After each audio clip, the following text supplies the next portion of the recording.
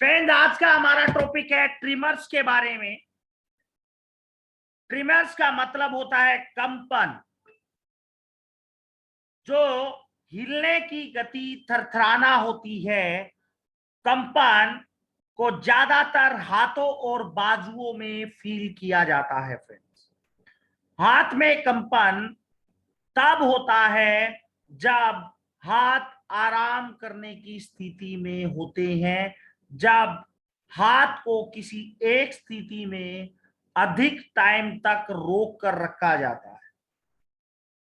और हाथों का कंपन तंत्रिका नर्वस सिस्टम डिसऑर्डर की वजह से, ड्रग लेने की वजह से, स्ट्रेस की वजह से, या फिर एडिक्शन, कोई नशा करने की वजह से भी हाथों में कंपन होता है, जिसको ट्रिमर्स बोलते हैं। हैंड ट्रिमर्स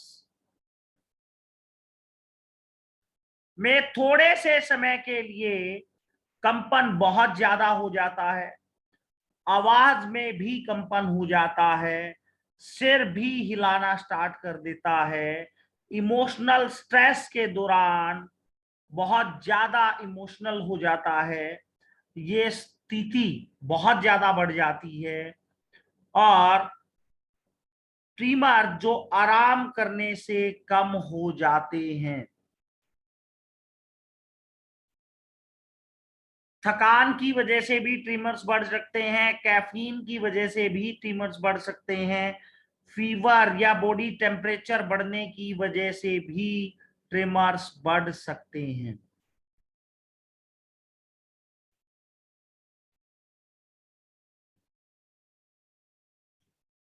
और ट्रिमर्स ब्रेन में प्रॉब्लम होने की वजह से ही होता है। जितने भी पार्किंसंस डिजीज से ग्रस्त जो लोग होते हैं, उनको ट्रिमर्स की बहुत जबरदस्त प्रॉब्लम होती है।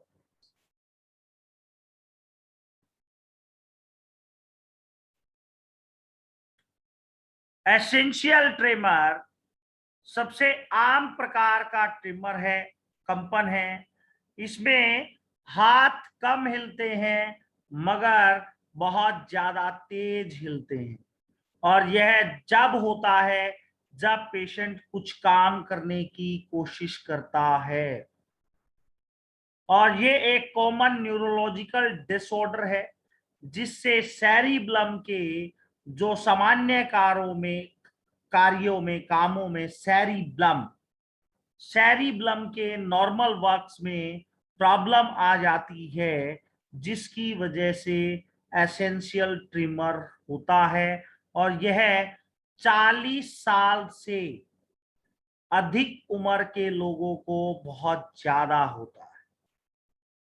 यह एपिलेप्सी होने के बाद भी हो सकता है, सैरी सैरिब्रल डिजीज की वजह से भी हो सकता है, हंटिंगटन डिजीज की वजह से भी हो सकता है, मेडिसिन्स के साइड इफेक्ट की वजह से भी हो सकता है, बहुत ज्यादा शराब पीने से, नशा करने से भी हो सकता है, स्ट्रेस लेने से, चिंता करने की वजह से भी ट्रिमर्स हो सकता है।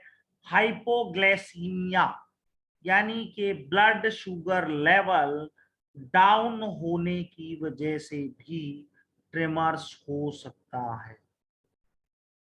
इसके लिए जो लोग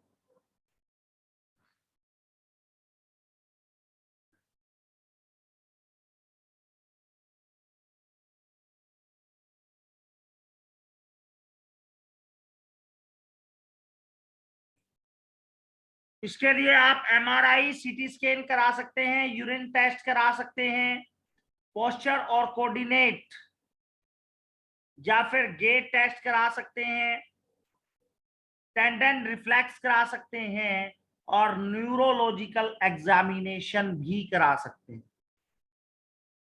इसके लिए फ्रेंड्स, इलेक्ट्रो होम्योपैथी में आप क्या ट्रीटमेंट दे सकते हैं, लेकिन उससे पहले मैं आपको कुछ दिखाना चाहता हूं। बट पहले आप ट्रीटमेंट लिखिए, उसके बाद मैं आपको बहुत सी चीजें बताऊंगा ट्रिमर्स के बारे में।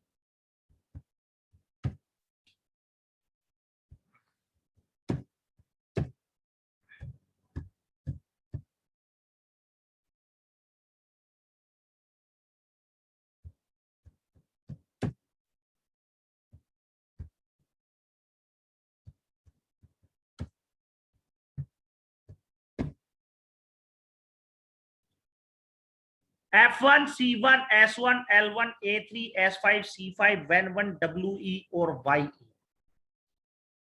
ये ट्रीटमेंट आपको पेशेंट को देना है D6 डाइल्यूशन में 20 ड्रॉप्स पर 2 आवर।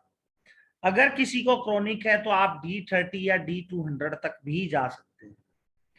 लेफ्ट कंप्रेस का बात कराना है पेशेंट को, और लेफ्ट कंप्रेस को ही मिलाकर पेन ऑयल में मसाज कराना है।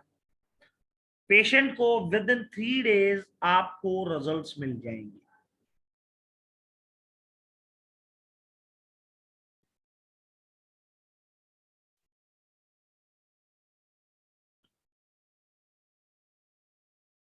लेकिन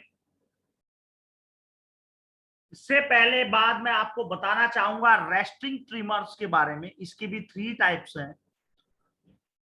ये रेस्टिंग ट्रिमर्स, ये जो ट्रिमर्स होते हैं जो आराम आराम से आते हैं,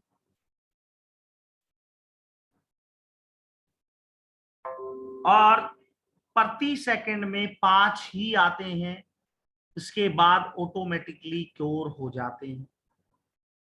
इसके आगे है पेस्टुरल ट्रिमर्स। ये हाइपरथायराइडिज्म के पेशेंट्स में भी मिल सकते हैं। ये थकान या फीवर के टाइम पे, जिन लोगों को फीवर होता है, थकान होती है, तब ये आते हैं। और ये उन लोगों को आते हैं, उस टाइम पे आते हैं जब वो इंसान कुछ काम करने का कोशिश कर रहा हो। इसको बोलते हैं पोस्टुरल ट्रिमर्स। जैसे कोई ग्लास उठा रहा हो तब आ रहे हैं, चाय का कप उठा रहा हो तब आ रहे हैं, खाना खाने की कोशिश कर रहा हो तब आ रहे हैं। तो वो कोई काम कर रहा हो तब वो ट्रिमर्स आते हैं। इसके अलावा इंटेंशन ट्रिमर्स,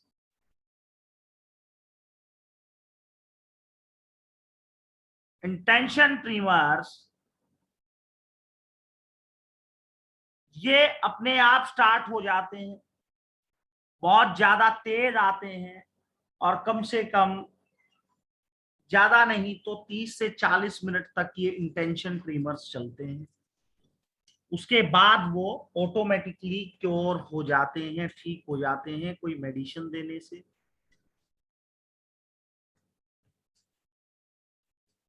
या कुछ टाइम बाद ऑटोमेटिकली ठीक हो जाते हैं इंटेंशन ट्रिमर।